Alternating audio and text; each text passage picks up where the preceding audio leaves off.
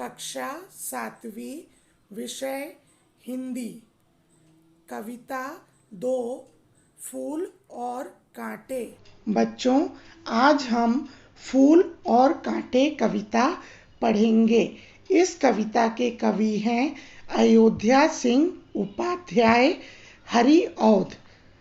अयोध्या सिंह उपाध्याय जी का जन्म 1865 में उत्तर प्रदेश के आजमगढ़ में हुआ था और इनकी मृत्यु 1947 में हुई थी। बच्चों, इनकी प्रमुख रचनाएं हैं प्रिय प्रवास, पद्य प्रसून, वैदेही वनवास, अधखिला फूल, प्रेम कांता आदि।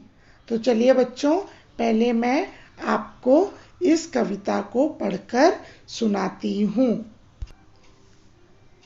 हैं जन्म लेते जगह में एक ही पौधा उन्हें है पालता।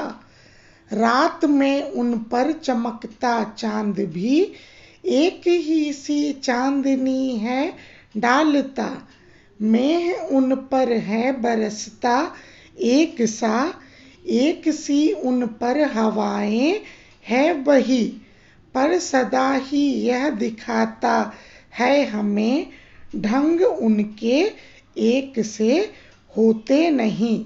बच्चों, प्रस्तुत कविता में कवि ने यह स्पष्ट किया है कि मनुष्य विशिष्ट कुल में जन्म लेने से नहीं बल्कि अपने कर्मों से बड़ा बनता है। तो चलिए बच्चों, मैं आपको एक एक पद्य पढ़कर उसका अर्थ समझाने की कोशिश करती हूँ।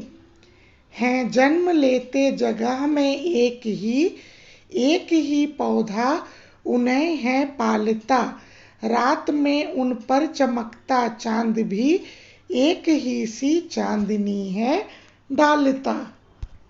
बच्चों, इस कविता में कवि ने फूल और कांटे दोनों के बारे में बताया है कि फूल की और कांटे की एक ही जगह उत्पत्ति होती है, लेकिन उनका स्वभाव किस तरह से अलग होता है। तो कवि इसमें यह कह रहे हैं कि है जन्म लेता, जो फूल है और कांटा है वह एक ही पौधे पे जन्म लेता है, एक ही जगह पर जन्म लेता है और एक ही पौधा है जो फूल को भी पालता है और कांटे को भी पालता है। और जब रात में चंद्रमा जो होता है अपनी शीतलता, अपनी चांदनी फूल पर और कांटे दोनों पर एक समान डालता है, लेकिन उसके बाद भी फूल का स्वभाव अलग और कांटे का स्वभाव अलग होता है।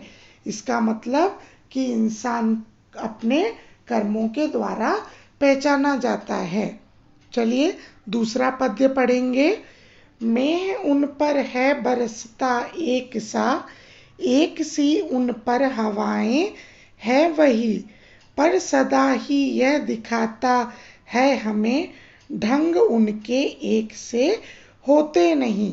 बच्चों, जब एक पौधे पर फूल और कांटे दोनों उगते हैं तो जब मेह का मतलब होता है बादल, जब बादल पानी बरसता है बादल में से तो फूल और कांटे दोनों पर समान बरसात करता है।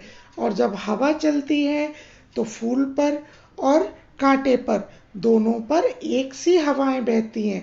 पर हमें देखने में क्या मिलता है कि दोनों को एक सी चीजें मिल रही हैं। प्रकृति ने उन्हें दोनों को एक समान चीजें दी हैं, लेकिन वो अपने ढंग से, वो अपने कर्मों से एक दूसरे से अलग हमेशा दिखते हैं। बच्चों, इस कविता का शेष भाग मैं आपको अगले वीडियो में समझाऊंगी। आशा करती हूँ आपको यह 2 पद्य समझ में आए होंगे। धन्यवाद।